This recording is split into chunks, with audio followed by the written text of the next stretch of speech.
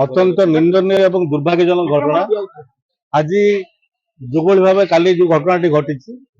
आज गंजाम जिले में जदि देखिए प्रत्येक दिन रेप, प्रत्येक दिन मर्डर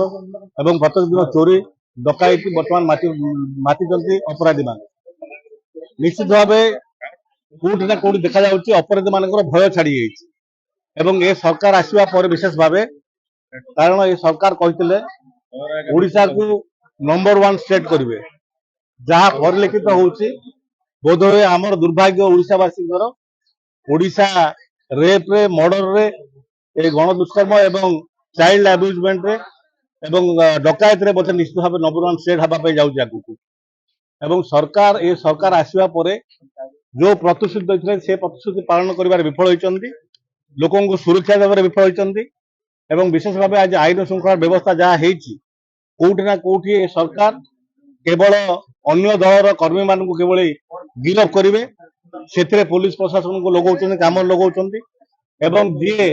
नाली गामछा पके जय श्रीराम कहला जो भी अपराध कले माफ एवं मंत्री एरिया रे जी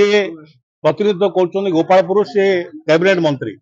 तीन विभाग मंत्री अति संवेदनशील एवं दुर्भाग्यजनक तांकर प्रतिक्रिया गोटे आप देखिले अल्प दिन तले दुईटी दुष्कर्म है एवं काली गोपालपुर भली पर्यटन स्थल जो पर्यटन स्थल सारा पृथ्वी में ना रही गोपालपुर को लेकिन आम गंजामवासी कहीं ओडिशावासी गर्व अनुभव कर पर्यटन स्थल एक दुर्भाग्यजनक निंदनीय घटना घटवा गंजामवासी ये गोटे प्रश्नवाची होती गंजाम ना गोपालपुर ना आज सारा विश्व दरबार में बदनाम होती सरकार दायी एवं स्थानीय प्रतिनिधि माने जदि प्रतिक्रिया प्रकाश करते जदि किभली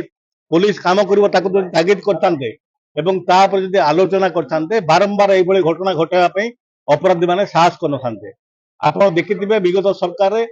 माननीय पूर्वतन मुख्यमंत्री नवीन पट्टनायक सरकार समय को वातावरण थिला आपण माने सांबादिकता अच्छी आपण माने समस्ते देखी 24 वर्ष भितर आम अपराध को किभली भाव नियंत्रण करते ये नवीन बाबू पर ये जो सरकार आसी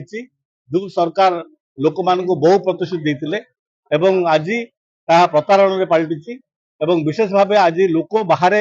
बुलवाई चलवाई घरे रही असुरक्षित मन कर कारण डकायत राहजानी मर्डर एवं गैंग रेप ये कार्यक्रम बढ़िबार लगी तेणु ये सरकार को आम तागिद करूँ तुरंत एभली आईन श्रृंखला व्यवस्था केवल सुदृढ़ से दृष्टि दिंतु नचेत विजु जनता दल आगामी दिन में नवीन बाबू नेतृत्व राजरास्ता को ओह्लैया बाध्य होगा।